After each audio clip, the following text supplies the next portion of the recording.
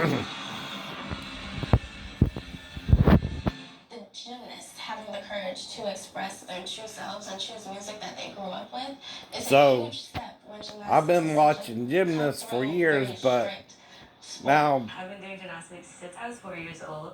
It has its people highs and we brought it has over its from lows, and Africa, it's taught me so many life now lessons American that made me citizens stronger born as a here and black raised, woman. right? You're in a white-dominated sport, and you're a couple of black girls who said, "I'm going to come up here and change the game." Our kin, if you trace Was it it all tough? the way back to Being a Adam and black Eve, right? woman in general, you always know that you Just have to raise the Africa's a bar for hot climate, yourself and you don't seem to higher than understand that, most right? to get half as far. Just like Australia. You ever see an Aborigines? And don't they look like they came over from Africa too, but they didn't? Get elegant, poised, Well, they've been there about as artistic, long. graceful. Uh-oh. Is there a little sadness to it? It stings a little, but what's most important is that I know that I'm graceful and beautiful, and those are just other people's opinions, and it is a subjective sport that I did sign up for. Omar and Nia rock the world of collegiate gymnastics. Many others have started speaking up on a range of social issues. Simone Biles, the most decorated gymnast in history, using her platform to push for equality. I love the fact today that Simone Biles can be as outspoken and truthful as she is today. I would say to keep it up.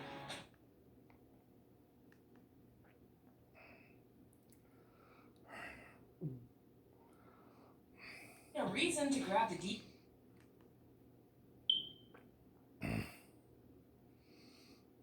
Embrace the messages that they want to put out. Will you see what you're doing in the Olympics?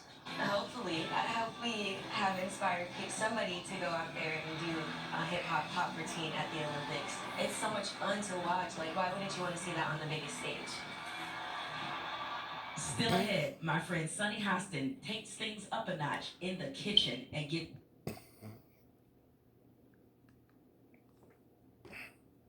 Like in the movie, I am having problems remembering it, but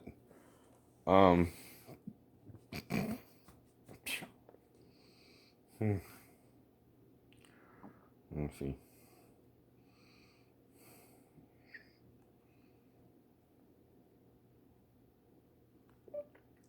Netflix.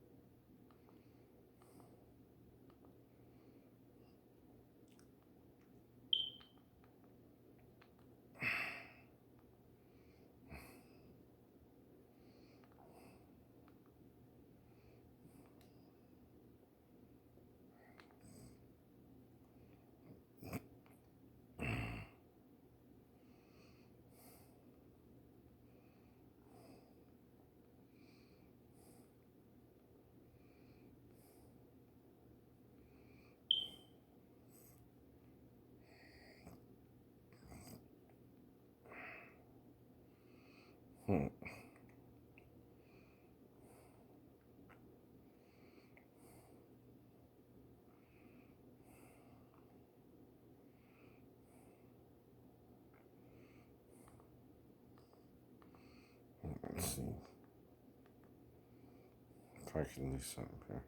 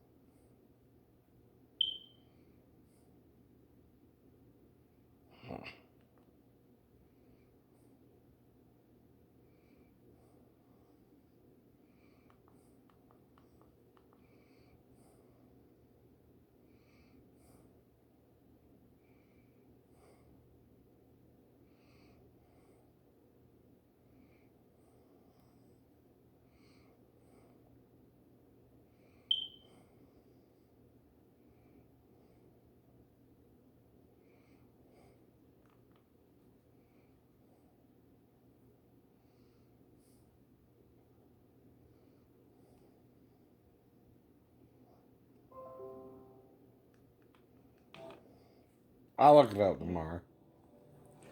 But anyway, they're trying to set up a blood drive here on NBC's New Amsterdam.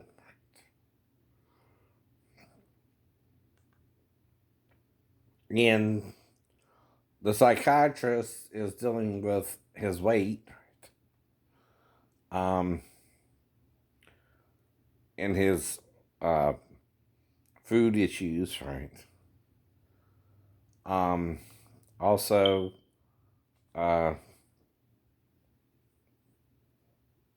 the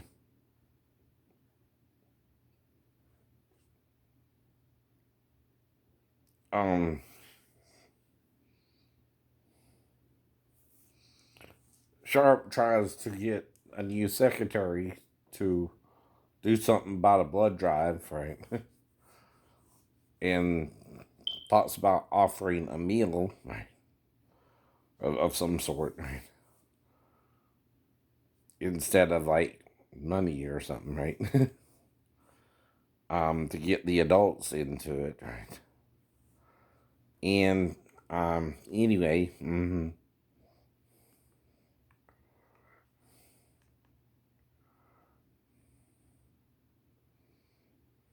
You were looking up to her. Absolutely. Of course. I was looking up to you. Listen, you know, when you're a black girl and you want to be a sports broadcaster, I mean, there are very few names that come to mind. And you guys were doing exactly what I wanted to do. But I remember how difficult it was when I first started college football, and you walk into these production meetings and you're sitting there with the head. Now, this woman, though, you can see her something to her dress, right? Now, that's not her fault, but if it changes throughout the interview, that's weird, you know. That's a normal female. You're sexualizing it either way, you know. You're judging it and making it what? Something sexual. Something sexual. When it's her body's natural reaction to the clothes she has on if her nipples get excited, right? Not everything is about sex.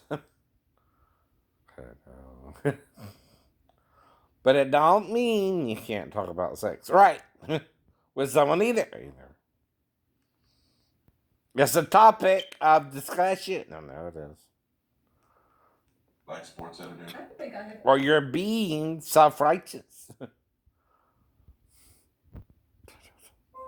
Covering college football, not covering the NBA, not covering the NFL.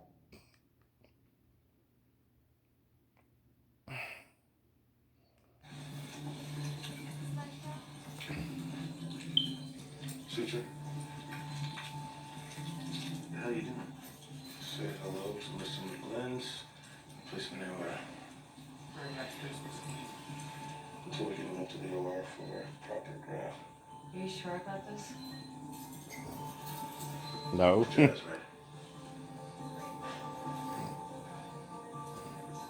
The ED called. I know, diversion is diverting back to us.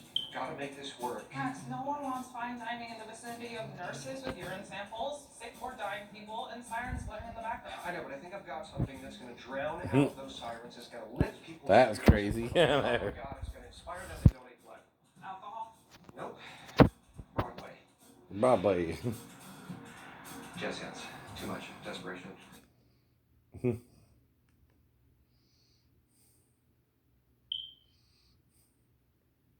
Wrong. You know, I don't really quite know what it is, but I can tell something's up because your parents are so fired up. Yeah. So that was my moment. Mark, when was the moment? Around third or fourth grade. Now, she's wearing a thick jacket too, you notice that, right? I know.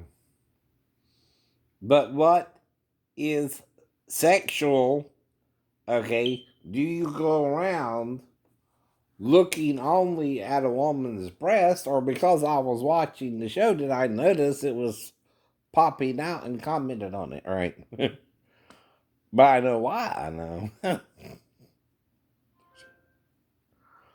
It's called, the fabric was stimulating the nipple to where you saw it through the dress, right?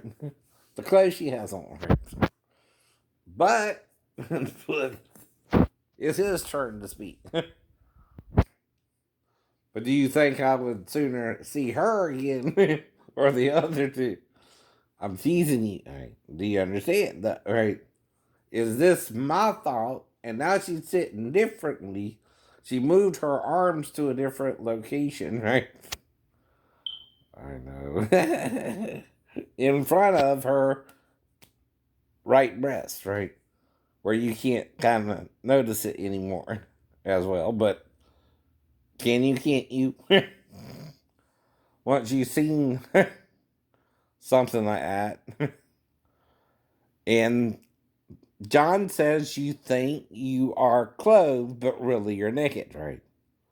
But in Eden, we weren't clothed, though we're naked. What's going on? We didn't feel ashamed, right? Why do you want me to feel ashamed with you over my body? Because I'm naked and ashamed, or because you're naked and still ashamed with Satan, right? I think that's the knowledge of good and evil all right there. I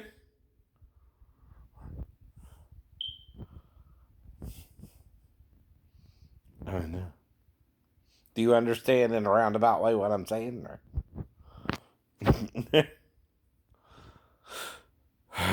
What is this all about? Mm-hmm. You figure it out. Mm-hmm.